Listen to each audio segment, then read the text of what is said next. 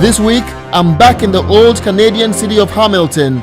My mission this time is to meet with one of the most respected African immigrants and change maker.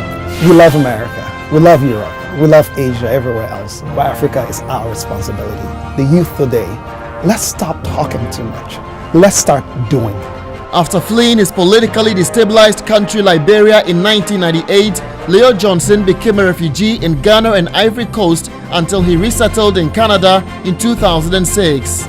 Those people that we entrusted with the country, that we thought had the ability and responsibility to lead Liberia to where it should be, betrayed the trust of the common people. Motivated by his struggles in life, Leo Johnson has formed an organization raising funds to support refugees around the world.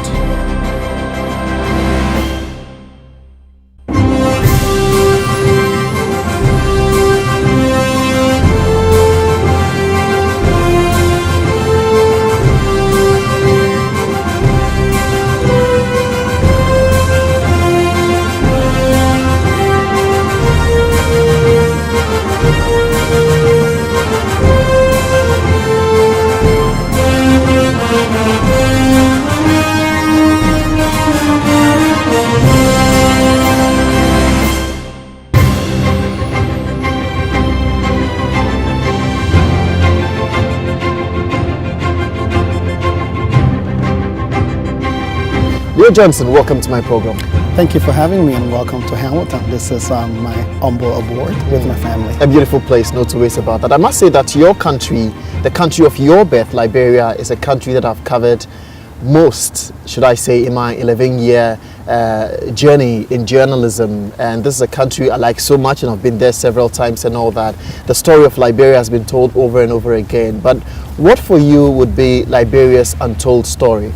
For me, our untold story is the story of this generation that has lost so much, but yet and still continue to struggle to get Liberia back to where it's supposed to be. Unfortunately, we are not getting the kind of coverage. Everyone seems to still be stuck in our unfortunate recent past and not recognizing what this generation is doing, despite all the odds, to bring Liberia back to where it should be. Let's get back to your personal life and what you've been through yourself. You were 15 years when you became a refugee, moving from one West African country to the other, Ivory Coast, Ghana, and other countries. What was it that you saw during those experiences in those countries that made you miss your country, Liberia, the more? People don't get it. The first thing is the people. And when I say the people, the community that I grew up in Liberia, it's usually a community of family. Which community is this? The Painesville City area. That's where I grew up. It's a community I lived before also. Absolutely. It's a wonderful place. And I mean, people always think when you go to a country, all the big buildings and everything you see is it. Unfortunately, it's not it. I miss the people. Growing up as a child, the most important thing to me was my friends. That was the most important thing. I mean, everything else didn't matter to me. So leaving Liberia, the one thing that really hit me was the fact that I was leaving that entire family, not just my biological family, my friends, the people that I cared about, and not having any guarantee as to when I was going to see any of them again. And tell us about your experience in were you living in the Bujumbura refugee camp in Ghana, or? Yes, I was in Bujumbura. And what's the experience there? It was a bittersweet thing. I mean, we met some wonderful Ghanaians who hosted us, but unfortunately, over 50,000 people living on 5,000 acres of land, basically in huts, not having access to any health care, not having access to the daily necessities of life. It was brutal, especially for young people, for young children who had to wake up, eat, sleep, shower in the same spot every day. It was quite an experience, and I look back now and can't even imagine how we got through it. How were you surviving in Ivory Coast, living in a community where people are speaking a language that you really don't understand? It was a tough experience. The first year was living like in a vacuum. Couldn't understand the language, could not relate to people, and most of the time was just afraid because you never know what the next person is saying to you. But we muddled it through, and it's interesting how you adapt to survive when you find yourself in these places. What do you think went wrong in your country, really? Because from all indication, Liberia was one of the most successful African countries. I mean, this is a country that was never colonized. 1847 thereabouts, you gained your independence and freed American slaves and all that. What would you say went wrong about this country that saw what it saw? Unfortunately, I think what went wrong is those people that we entrusted with the country, that we thought had the ability and responsibility to lead Liberia to where it should be, betrayed the trust of the common people. And once they betrayed that trust, they decided to fight among themselves. Once that trust was betrayed, forgetting the masses that had to suffer the brunt of the consequences of what actually happened. So I would say what went wrong for me is the trust that was betrayed by the very custodians that we entrusted the country with. You found yourself in Canada. How did you get to Canada? It's a long journey. Left Liberia, lived in the Ivory Coast for 4.5 years. Did you come to Canada through Ivory Coast or through Ghana? Through Ghana. You were in Ghana when you got the, was it a scholarship or what? So it was interesting. I was helping a woman who was living right beside my hut. She and her 3 children, boys. I used to take them out to play soccer. And Wow. she was selected by the United Nations to be resettled to Canada. I helped fill out the forms, do the process, facilitate the entire process, and I took her to the interview. And during the interview, she was so frightened, she couldn't speak, read, or write English, so she could not communicate with the immigration officer. And that's how he kept wondering, well, who filled out the form? And they said I was outside. So he sent for me, and I was able to handle the interview, basically serving as an interpreter. And he looked at me and said, how come you're so educated? And I said, I don't know what you mean, but I helped this family quite a bit, and that's how I got to know them well. And he looked at me and said, we will consider you to travel with the family, because once they get to Canada, the amount of work that they have to do, paperwork this and wasn't stuff. part of the plan. I was never part of the document. I'm not a biological relative to that family. We were just friends, pretty much. And that's how he took out a brand new form and told me to go and spend an hour filling out the paperwork and bring it back to him. And everything else went on from there. You saw that as a miracle. Even after the interview, I told no one, because I was like, okay, this is a joke or something. I'm not even going to mention it to anybody. And I didn't believe it until the very day we were heading for the airport. I mean, most people often look for what's here for them. Yeah. It was interesting. I quickly realized... For most youth, it's about the money, right? Yeah. They call it Benjamin. Exactly. But I quickly realized that I actually had a lot more to offer than I had to really gain when I got here. And I got to work right away, enrolled at McMaster University when everyone told me it was impossible. Now, I completed my high school in a refugee camp in Cote d'Ivoire. So I did not even go to a proper school. So everyone told me good luck trying that. I beat that, and I got into McMaster University, which is among the top 100 universities in the world. Wow. I completed my degree in political science and economics.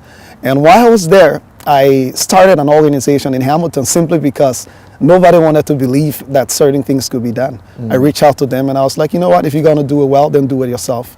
And started working with youth in the city who were struggling, mostly newcomer youth. They were dropping out of school because it's a new school system. They couldn't adapt, dealing with a lot of different issues. And it's been a very, very successful experience for me, and to the point where I'm able to give back to Liberia now. Mr. Leo Johnson is my guest. It's quite amazing how you adjusting in the system. Absolutely. Tell me about Hamilton. Hamilton is a beautiful city. That's the first thing I will start with saying. And when I came to Canada, this is the first city that I settled in and never left. A lot of my friends have tried to encourage me to move other places, and I tell them no. You don't want to go to Toronto and Ottawa and all those places? Not interested, but it's very interesting. Hamilton it's a very interesting city. It's a unique mix of a lot of things. It's a unique mix from the very affluent to the most underprivileged at the same time. And it provides you a great opportunity to be able to connect into both sides and look for a balance to leverage, so that those of the people that are at the top of the ladder are not just there and being complacent, but are also looking for opportunities that we can help those of the people that are maybe at the bottom of the ladder. But beyond that, the city has a rich history. It is home to what we call the Underground Railroad, where slaves from the U.S. always tried to escape and found their freedom by coming into the city. And that's a history that's very close to my heart, coming from Liberia, which is one of the home for resettled free slaves that actually left from here. So I've stuck in Hamilton. I've seen wonderful people in the city who have supported me. And people talk about me being award-winning and everything.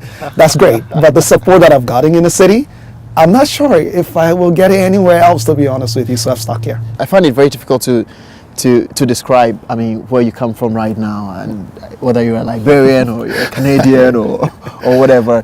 Where's your allegiance, really? It's very interesting. I usually say my allegiance is to the world. So wherever I find myself, You serve in the world. that's what I do. Tell me about the Cure, this organization that you formed here in Canada to help underprivileged refugees around the world. What motivated you? What informed you to form this particular organization, and what really is your aim for this? A big part of my motivation came from the refugee camp when I was in Ghana. Living as a youth, still in my teenage years, there were many times I went to what I would call home on the camp, and without any guidance. Hundreds of young people, my friends, we woke up every morning, went to the soccer field from 9 a.m. to 7 p.m.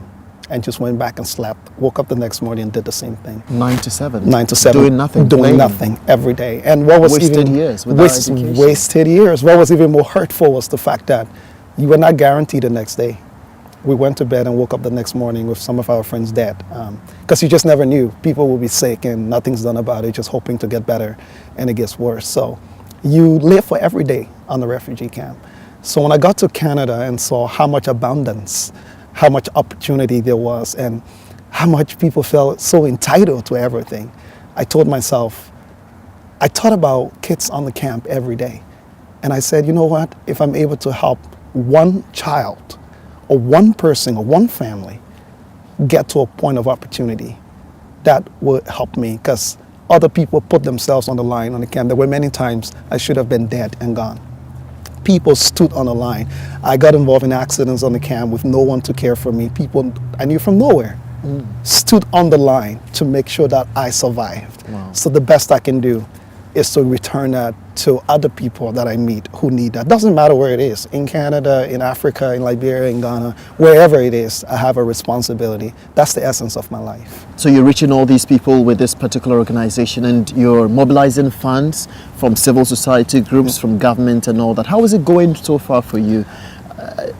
Obviously not easy, right? Yeah, it's been a very, very interesting and challenging journey as well. Because it's funny, I tell people all the time, I make phone calls to people to arrange meetings, and it sounds so good. And then when I show up, they're looking at me like, are you Leo Johnson? Because it's like, they don't make sense of the fact that the name sounds big. The name sounds big. You've And then gone I show up in the room and like, yes, I am Leo Johnson. So it's been challenging, but it's interesting also. I've had tremendous support from Canada. Cure, that you talk about, has now been renamed officially Empowerment Squared, based on the diverse geographic that we're actually reaching. So we thought renaming and rebranding the organization would have been great. But what has happened over the years, I've been very successful with fundraising. I will be very honest with you. In fact, as a registered charity, our organization hasn't received any major grants, not yet. Every dime that we spend, we fundraise for it all through the year. We serve about at least 100 youth in the city of Hamilton every single year. Our international project is a $2 million project. Wow. We spent about 3 years researching, developing, and laying the groundwork for what we want to do with it in terms of fundraising. And we just started officially fundraising. And obviously, when you're raising $2 million, you don't want to raise $20 and $30. Obviously not. And the entire plan also is to reach your people back home in Liberia, right? Absolutely. And there are two folds. One is to reach the people back home in Liberia, but another plan is to allow young people in Canada to connect with something that gives meaning to the opportunities that we have here. When we return, Leo Johnson talks about his encounter with Liberian President Ellen Johnson Sirleaf. President, I went to her and I told her that it's shameful that we don't have one public library in the Republic of Liberia. It's embarrassing. Oh, there's no public There's not library a in single public library in the Republic of Liberia. Plus, his blatant advice for the African youth. Let's stop talking too much. Let's stop highlighting all of the problems. We know the problems, we live the problems. Let's start doing.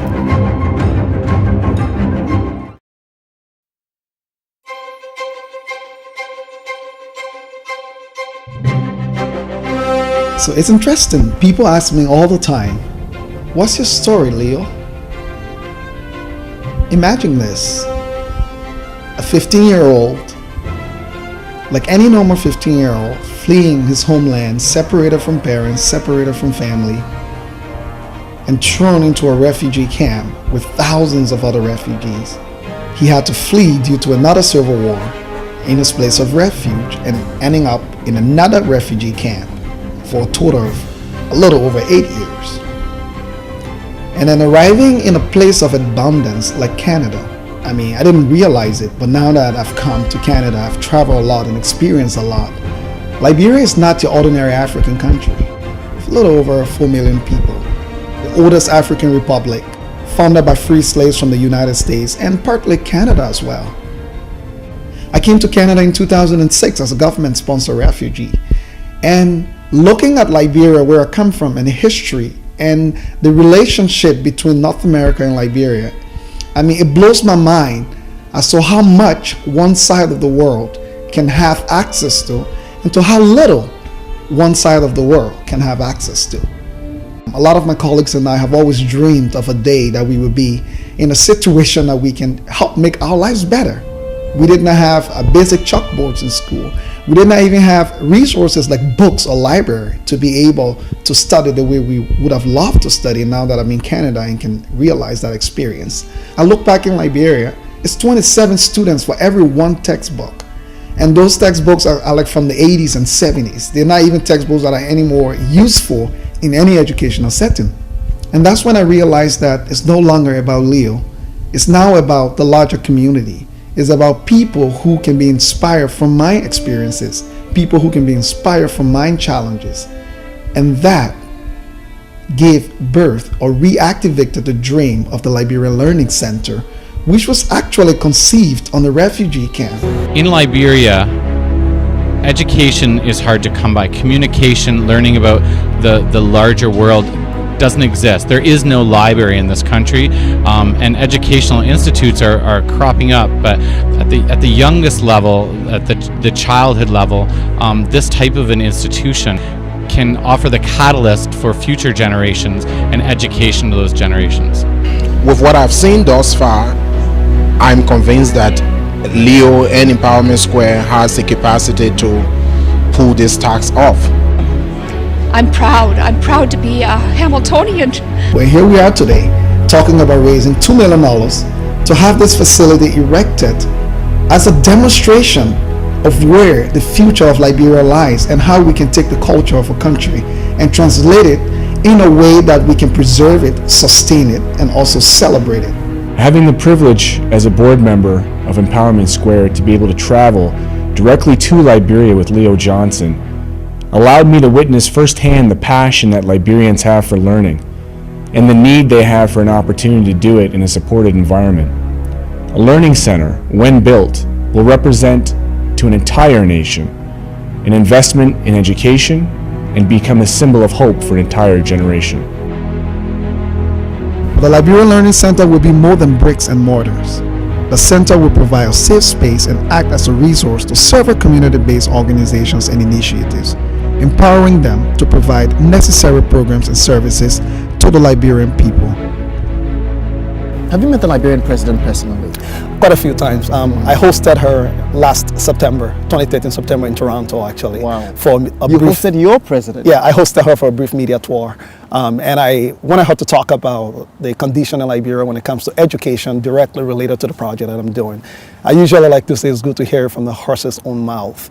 So I had her talk to CBC, do an interview to talk about the project, the significance of the project we're doing, and the situation we're trying to tackle in Liberia and what it means for Liberia. This is a one-time project, the first of its kind in the history of our country as far as we know. Let me seek your opinion on this, because the President Ellen Johnson Sirleaf came to power promising education for the Liberian people. I mean, you sit back in the outside world here in Canada, in North America, and you know exactly what is going on back home with regards to education.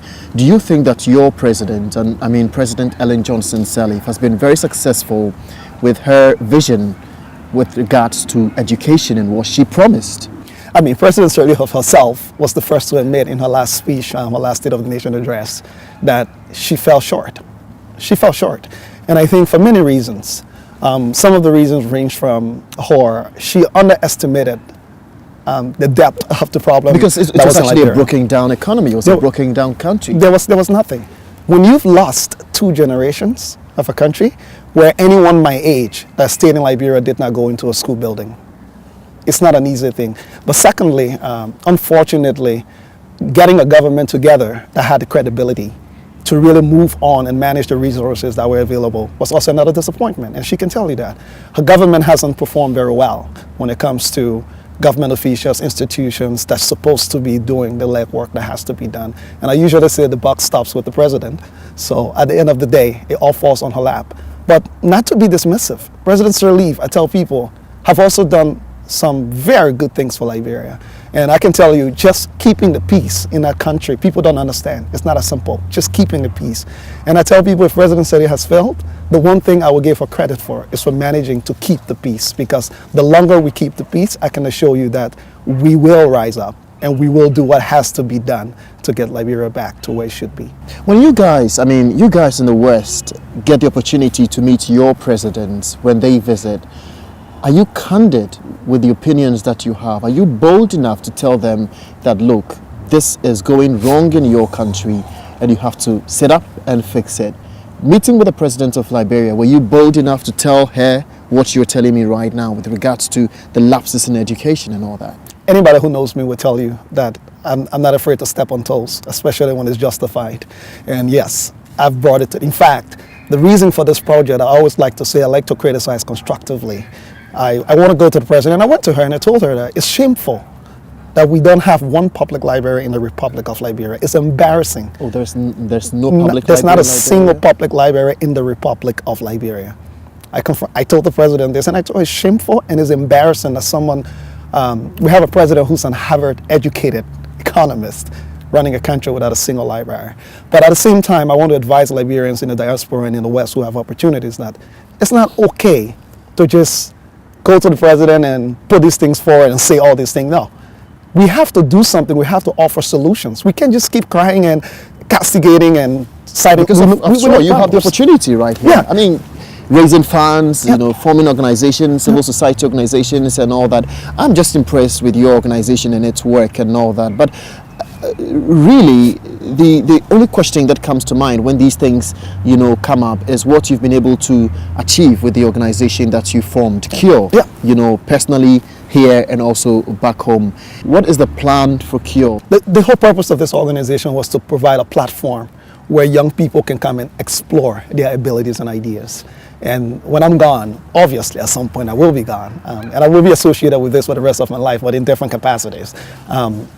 What's going to happen is we've assembled a very unique board of directors and a leadership structure that allows this organization to remain a platform where young people can come and explore their ideas and explore the things that they really want to do, being supported by other partners that can make sure that the right tools and resources are in place to make this happen. That was my goal, and that's where it's headed, and that's where we're going. So even when Leo is no longer around, this will remain a platform for young people from all over the world that can come and explore their wonderful ideas. Don't be too surprised the next time you hear Canada having a black prime minister.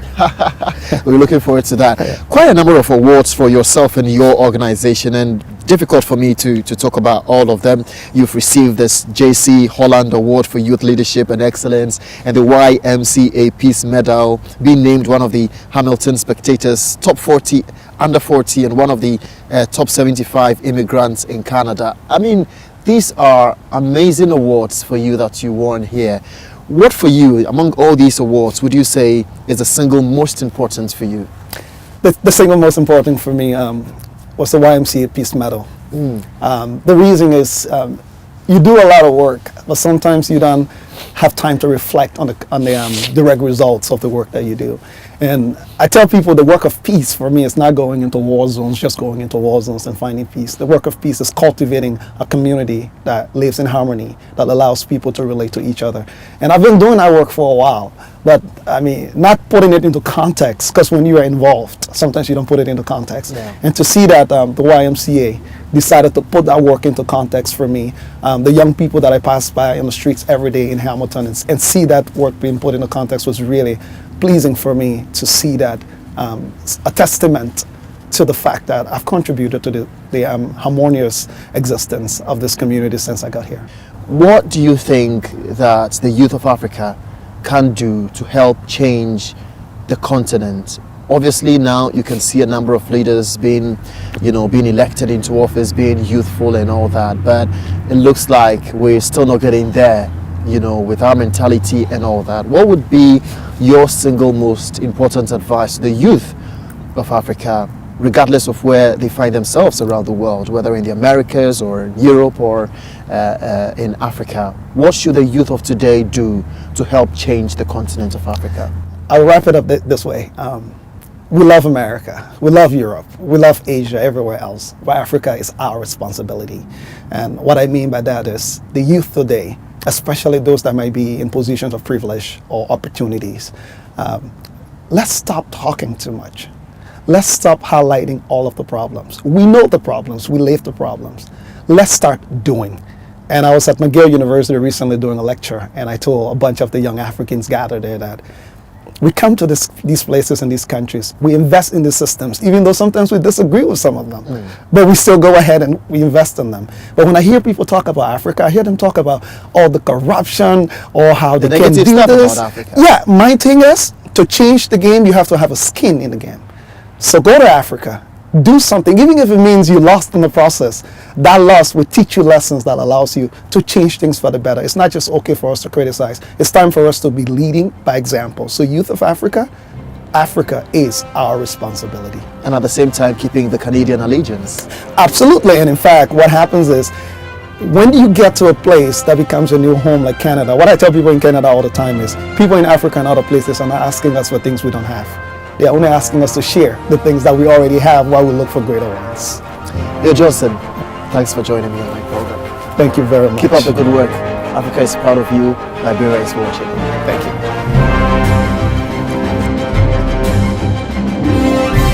Jefferson Reports is produced in Canada by Tristan Wally Media and distributed worldwide by CTV.